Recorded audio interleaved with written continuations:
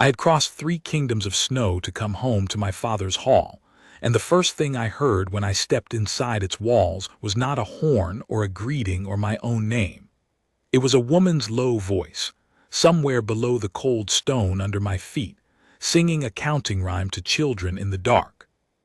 I stopped just inside the postern gate with the night at my back and I listened, and I could not have said why the sound went into me the way it did. I was a man 4 years at war. I had come home hollowed out, scoured down to gristle and duty, expecting nothing of myself any more but the grim work of taking back what was mine, for I had learned on the road, from a traitor who did not know the ragged traveler he spoke to, was the king that traitor thought long dead, that Greyholt had been seized, that my father was 2 winters in his grave, that his steward sat the high seat now and ruled Thornville by fear, and that the pack I had left had learned to walk soft and keep its eyes down. I had come home cold as the snow I crossed, meaning to be colder still.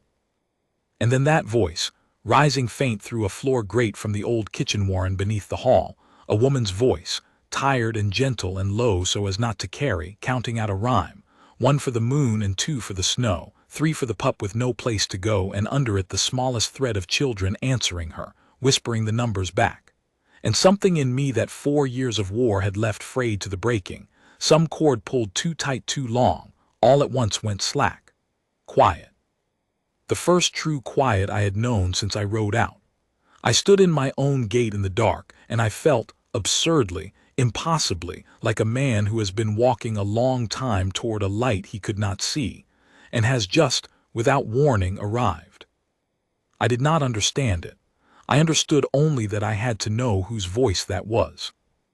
I went down, not as a king, as a shadow, in the traveler's rags I still wore because I had told no one yet that I lived, and I meant to see the true shape of my seized house before I threw off the dark and took it back.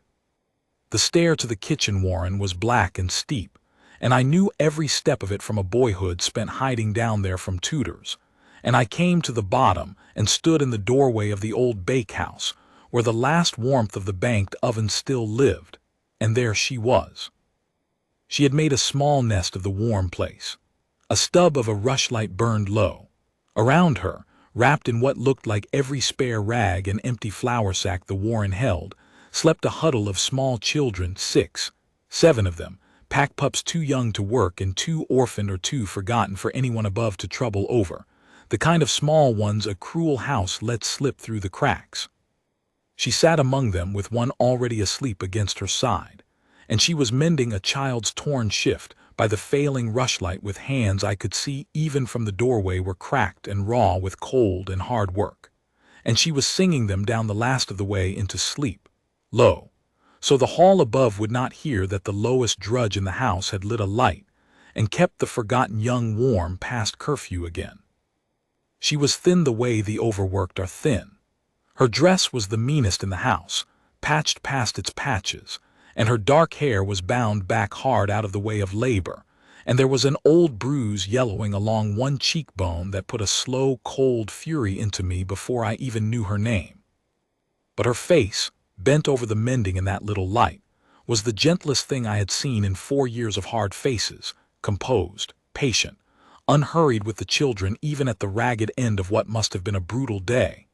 And I stood in the dark of the doorway and I could not make myself move, because the quiet she had put in me was still there, and it had her name on it, whatever her name was, and I already knew, the way you know a thing in the bones before the mind will say it, that I had walked home across 3 kingdoms of snow to this bakehouse, and this rushlight, and this woman I had never seen. One of the children stirred and whimpered in its sleep. She set down the mending at once and gathered the little one closer and hummed, and the child settled, and she tucked a flour sack tighter around a small bare foot, and she did all of it with a tenderness so unthinking, so worn in, that I understood it was not a thing she did for show. There was no one to show it to, down here in the dark past curfew. It was simply what she was. And I thought of the hall above me, the seized high seat, the steward on it, the pack taught to keep its eyes down, and I thought, While all of that rotted, this one went down into the cold and kept the smallest and the most forgotten of my people alive with her own 2 hands and asked no one's leave and took no one's thanks. That was the true heart of Greyholt, not the high seat. Here. This. You'll wake them standing there, she said without looking up. I had made no sound. I would have sworn I made no sound. But she had known I was there, and she said it low and even, unafraid, only careful of the children. And then she did look up, and she saw the ragged stranger filling her doorway, a big war-worn man she did not know, in a house where strange men were the steward's men and the steward's men were nothing but grief. And I watched her put herself, without a flicker, between me and the sleeping children. She rose. She set her small body squarely in the way, and she lifted her chin, bruise and all, and she looked up at a stranger twice her size with no weapon and no help and every reason for fear. And there was no fear in her at all, only a flat, quiet, immovable resolve. There's nothing down here for you, she said. No food to steal, no drink, only sleeping children, and you'll not touch them. Whatever you've come down here for, turn around and go back up, and I'll not have said you were here. I've come for nothing, I said. My voice came out rough. I had not used it gently in a long time and had half forgotten how. I heard your song from the gate. I only came to hear the rest of it. That reached her, I saw it. Some guardedness in her wavered, not because she trusted me, but because a man who says he came down a black stair to hear the end of a lullaby is not a man she had a ready name for. She studied me in the rushlight, my rags, my road-worn face, the snow still melting in my hair, and I saw her set me slowly in some category that was not threat, a beggar off the road perhaps, some poor traveler the winter had driven to the gate. Her stance eased, though she did not step out of the way of the children. You're half frozen, she said, and it was not a question, and the flat resolve in her voice gave way to something I would come to know as the truest thing in her. She could not, it seemed, look at a cold and hungry creature and not move to warm it, even one she had just been ready to fight. Sit by the oven then at the far side, away from them. There's the heel of a loaf I kept back and a little broth still warm. It's not much. It's what there is. A pause, and the resolve came back into her, quiet steel under the kindness. But you'll be gone before the morning bell, and you'll never have seen these children, and you'll carry no tale of a light burning down here past curfew to anyone above. Swear it, or cold or no cold, you'll go back up that stair now. I swear it, I said, and I meant it more than she could know, for the one I would most have kept any tale from was the man on my father's seat, and here she was arming me against him without either of us yet saying his name. I crossed to the far side of the banked oven and I sat, a king folding himself down onto a flour sack in the warm dark of his own bakehouse, and she brought me the heel of bread and a wooden cup of thin broth with those cracked raw hands, and I took it from her, and where her cold fingers brushed mine the quiet in me deepened, until I had to look down into the cup so she would not see my face. What are you called? I asked her low. She hesitated as though even her name were a thing that had been used against her before. Wren, she said at last. They call me Wren. It's what the old cook called me years back when I was small and quick and underfoot, a little brown thing always in the way. A faint, worn breath of a smile gone at once. It stuck. It's no one's name, really, only mine. Wren, I said, and the war-frayed chord in me that had gone quiet at her voice from the gate settled another notch at the saying of it, as though her name were the last word of a homecoming I had not known I was owed. I did not tell her mine. Not yet. A ragged stranger warming at her oven could learn the true shape of this house from her in a way a returned king never could, and I found, too, that I was not ready to end this, the two of us in the warm dark with the children asleep, the moment I said the word that would make me the master of the hall that had bruised her cheek and worked her raw. So I only wrapped my cold hands around the cup she had given me and I said, "Sing them the rest, Wren. I'll be quiet. I'd like to hear how it ends." And she looked at me a moment longer, this stranger who wanted nothing from her but the end of a child's rhyme, And then she sat back down among the sleeping young ones she had kept alive all winter with no one's leave and no one's thanks. And she took up the mending, and lo, so the hall above would never hear the lowest girl in the house keeping its smallest hearts warm. She sang the counting rhyme down to its end. I sat in the dark of my seized home and listened, and I made the second vow of that long night. The first had been made on the road, cold, a vow of retaking and reckoning. This one was warm, and it was hers, and it was the only vow of the two that would matter in the end. That whatever it cost me, before this winter turned, the whole of Thornville would know what I had learned in a bakehouse past curfew, that the lowest girl in the hall was its highest heart, and that the man who had named her the lowest had never in his life been so wrong about anything. I did not sleep that night. I sat in the warm dark until the rushlight guttered out, and then I climbed the black stair before the morning bell as I had sworn, and I went out into the snowbound courtyard of my own hold to see by daylight what 4 years and a dead father and a usurping steward had made of Greyholt. It was worse than the trader's tale. The pack I had left was a proud one, a Highland forest people, hard but upright, who had held Thornville's Vale for 6 generations and bowed to no one but the true Alpha's blood. The pack I found in that gray courtyard walked with its shoulders rounded and its eyes on the snow. I watched them come out to the day's labor under the eyes of men I did not know, the steward's men, hard-handed and well-fed while the pack went thin, and I saw a whole people who had learned to make themselves small. A young wolf flinched from a raised hand that had only been raised to point. An old woman I half remembered, who had once boxed my royal ears for stealing her hearth cakes, stood aside in the snow with her head down to let one of the steward's men pass, and did not lift it again until he was well gone. This was my father's proud hold. It had been taught to cringe. And I learned, that first gray day, moving through it as a nameless traveler given leave to earn a night's more shelter by splitting wood, exactly how it had been taught. The steward's name was Aldrich. He had been my father's man of accounts, a cold, careful, clerkish creature I remembered only dimly, a keeper of ledgers who stood always at the edge of the hall and never in it. My father had trusted him with the counting of the grain, and never once, I would wager, with a thought of the seat. But my father had died in the second winter of my war of grief, some said, believing his only son dead, of something quieter and colder. Others whispered that had come to him in a cup, and there had been no Alpha's blood left in the hold to take the seat, for I was 4 kingdoms away and thought fallen. And into that gap the clerk had poured himself. He had the ledgers. He had the granary.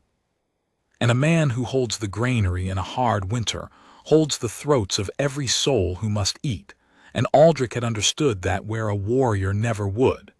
He had not seized Greyholt with a blade. He had seized it with the bread, rationing it, rewarding the biddable, starving the proud, until a whole pack learned that the way to feed its children was to keep its eyes down and its mouth shut and never, ever cross the man with the ledger. That was how he ruled, and I learned how Wren had come to be the lowest in the hall by the simplest and ugliest logic of that rule, because she would not keep her eyes down. I heard it in pieces through that day, the way you hear everything in a cowed house, in a mutter, in a glance, in a thing half said and swallowed. The old woman I remembered told me the most, not knowing who I was, glad of a stranger's ear that carried no danger. Wren had been a hall girl of the middle sort once, no one grand, but not the lowest, a quick, gentle thing who worked in the kitchens and was well enough liked. And when the rationing began to bite, and the steward's men began to let the orphaned and the parentless pups go hungry because a hungry orphan makes no complaint that anyone above must answer, it was Wren who had gone to the steward's own table and asked in front of the hall that the children be fed. Just that. Asked. Out loud. Where the pack could hear her do it. He couldn't kill her for it, the old woman said, low, splitting kindling beside me. Not for asking. Even he needs the pack to think there's some flaw under his cruelty. So he did worse to his mind, he made her the lesson. Broke her down to the lowest drudge in the house, the filthiest work, the least food, so that every soul here would look at her and learn what asking gets you. She's the warning he keeps. Don't be like the wren girl. The old woman's hand stilled on the axe. And the joke of it, stranger, the joke that make you weep, is that it didn't stop her. He took everything from her to teach the rest of us to let the little ones starve, and she just went down into the warren at night and started feeding them herself, off her own thin plate, every night. He made her the warning, and she turned right around and became the only reason half the small ones in this hold are still breathing. A long breath. We let her. God forgive us, we all keep our eyes down and let that one girl carry it alone, because we're too afraid of the ledger to help her. That's what he's made of us. I split wood for a while and did not trust myself to speak. The cold fury that had woken in me at the bruise on her cheek had banked itself down into something steadier and far more dangerous. The patient, total resolve of a man who has found the exact shape of the wrong he has come home to undo. I could have ended it that hour. I could have walked into the hall and thrown off the rags and spoken my name, and the older wolves who remembered me would have known me, and the seat would have been mine again by nightfall, most like blood being blood. But I did not, and for two reasons. The first was hard sense. Aldrich held the granary, and a hasty rising in deep winter that did not first secure the bread would only get proud fools killed and children starved for the pride of it. I had not spent 4 years learning war to lose my own hold in an afternoon. I needed to know his men, his stores, which of the old wolves still had their spines, before I moved. So I stayed the nameless woodsplitter another day, and another, earning my place at the warren's edge, watching, counting, the way I'd learned to scout a hostile ground before I took it. But the second reason was Wren, and it was not sense at all. I could not stop going down to the bakehouse at night. I told myself it was to guard her, and that was true. It was true from the first, for a man who fed forgotten children off her own plate against the steward's, was a man living one bad night from the steward deciding she was more trouble as a warning than she was worth. But it was not only that. Each night when the hall above went dark I would go down the black stair, and she would be there in the last oven warmth with the children, and after the first night's wariness passed she began, slowly, guardedly, the way a creature long mistreated learns to trust, one small proof at a time, to let me be there. To let me carry the water she'd have carried. To let me hold the light while she mended. To let me once, when a small one woke from a bad dream shrieking and might have brought the steward's men down on all of us, take the child up in my big scarred hands and walk it quiet in the dark until it slept again, while she watched me do it with an expression I could not read and did not dare ask her to explain. And we talked, low, in the warm dark, the way people talk when the world above is cruel and the small warm place is all there is. She never asked my history, and I was grateful, for I could not have given it truthfully. But she gave me hers in pieces, unguarded in a way that told me she had had no one to simply talk to in a very long time.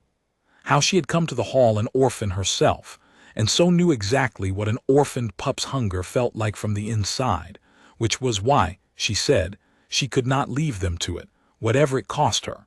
How she did not really mind the low work, it was only work. How the one thing she could not bear, the only thing that could still make her weep after everything, was a child crying and no one coming. Someone should always come, she said once low, mending in the rushlight, not looking at me. When a little one cries in the dark, someone should always come.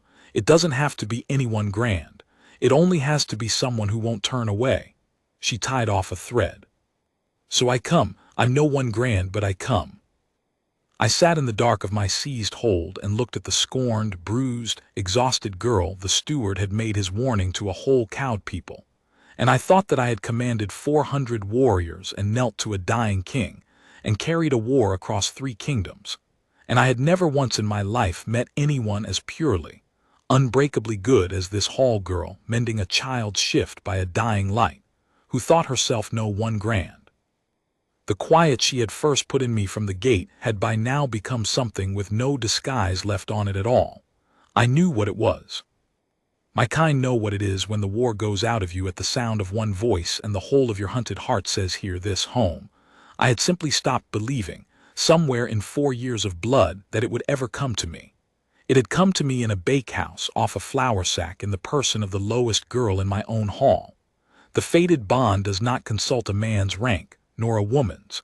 It knew her before I let myself know her. It had known her from the gate. I did not speak it to her. She had been given nothing but hard uses of soft feelings her whole life. I would not lay so heavy a thing on her from the mouth of a ragged stranger she thought a beggar. But I began in the warm dark to let her see, carefully, asking nothing, that here at last was someone who would not turn away. That when a child cried now too came. That she was not any more carrying it alone.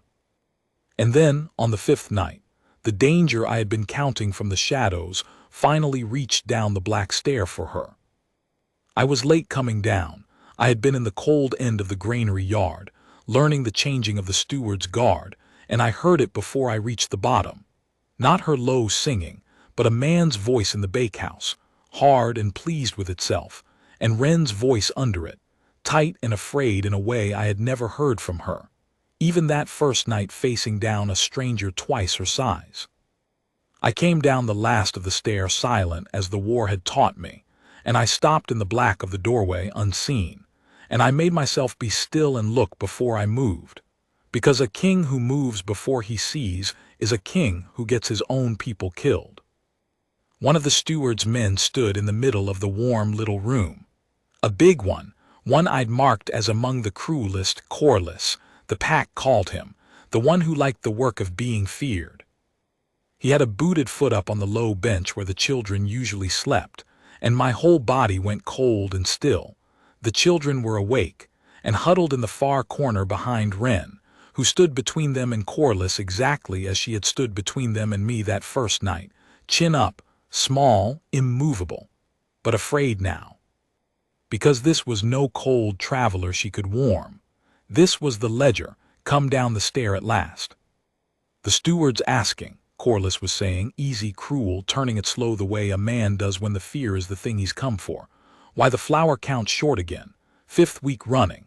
And I says to him, I know why, my lord, it's the Wren girl carrying it down the black stair to a nest of brats we're meant to have let the winter take. I says, want me to put a stop to it. He smiled. And he says to me, go down, Corliss, have a look, and if it's so, bring the girl up. It's past time she stopped being just the warning, time she became the example.